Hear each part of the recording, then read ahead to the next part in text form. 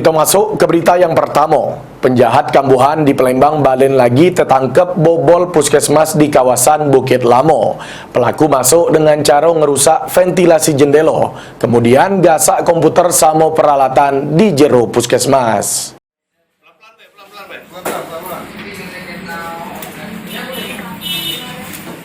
Pernah dihukum karena kasus maling, dak buat Fajri warga Jalan Sultan Mansur Bukit Lamo ini kapok.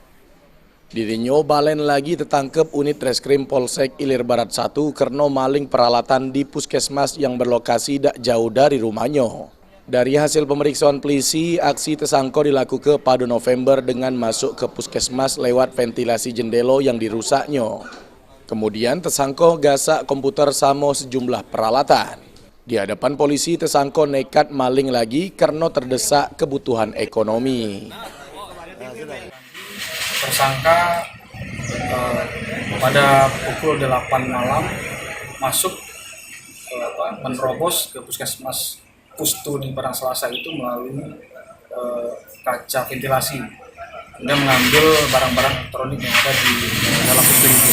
Kemudian pada saat pelaku keluar terpergok oleh saksi sehingga pelaku kabur dan meninggalkan barang-barang elektroniknya.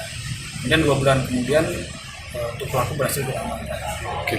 Untuk barang bukti yang sudah kita amankan adalah 1 unit CPU merek Lenovo warna hitam, kemudian 1 unit monitor merek Lenovo warna hitam, dan 1 unit printer merek Canon warna hitam, dan 1 unit keyboard merek Lenovo warna hitam. Untuk nanggung jawab ke perbuatannya, tersangka balen lagi mendekam di sel tahanan Polsek Ilir Barat 1 dan terancam hukuman 5 tahun penjara. Mulyadi, PAL TV.